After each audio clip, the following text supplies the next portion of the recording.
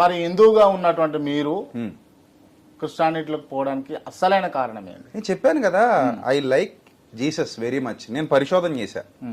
నా పరిశోధనలో నేను చదివిన అన్ని పుస్తకాలు ఎందుకు ఇంపాక్ట్ ఎడబడ్డది? నాకు ఇంపాక్ట్ ఎక్కడ పడిందంటే, దేవుడు అనగానే నాకు యేసుక్రీస్తు ఎందుకు నచ్చా అంటే యేసుక్రీస్తు బైబిలు ఎందుకు నచ్చాడంటే, నాకు ఆయన కొత్త నిబంధనలో ఆయన ఆయన ఆయన పరిచయం చదివిన తర్వాత ఫస్ట్ నేను కొత్త నిబంధనే చదివా. పాత నిబంధన నేను చదవలేదు, స్టార్టింగ్ లో కూడా చెప్తున్నా, ఇప్పుడు కాదు. పాత నిబంధన యూదుల కోసం ఇవ్వబడింది స్టార్టింగ్ లో, అది క్రీస్తుకు పూర్వం 1600 సంవత్సరాల క్రిందట.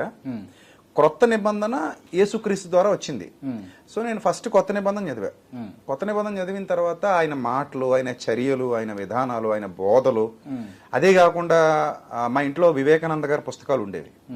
ఆయన పుస్తకాల్లో కూడా ఈయన గురించి పాజిటివ్ గా రాసినటువంటి కొన్ని మాటలు, గాంధీ మహాత్ముడు పుస్తకం, చిన్నప్పటి నుంచి మా ఇంట్లో పుస్తకాలు ఉండేవి ఎక్కువ. భగవద్గీత, భాగవతం. మా నాన్నగారు ఫ్రెండ్స్ అందరూ కూడా మా నాన్నగారికి ఎక్కువ బుక్స్ ఇచ్చేవారు. మా నాన్నగారు సిగరెట్ ఫ్యాక్టరీలో వర్క్ చేసేవారు. ఇప్పుడు లేదు అది.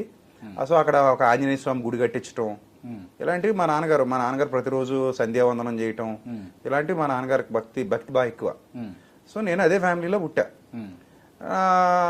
ఆ తర్వాత నేను పెద్ద అయిన తర్వాత, నేను చదువు అంతా పూర్తయిన తర్వాత బిజినెస్ చేసుకుంటున్న టైంలో నేను బైబిల్ చదవడం మొదలుపెట్టిన తర్వాత అప్పుడు నేను రియలైజ్ అయ్యి, ఎంత మంచివాడు, ఎంత పరిశుద్ధుడు, ఇంత యథార్థవంతుడు, ఇంత చక్కటి జీవితాన్ని చూపించినోడు, బతికి చూపించాడు. ఎక్కడ కూడా తన బ్రతుకులో పాపానికి చోటు ఇవ్వకుండా ఇంత గొప్పగా బ్రతికి చూపించాడు యేసుక్రీస్తు అని నేను ఆయన ఇష్టపడ్డాను.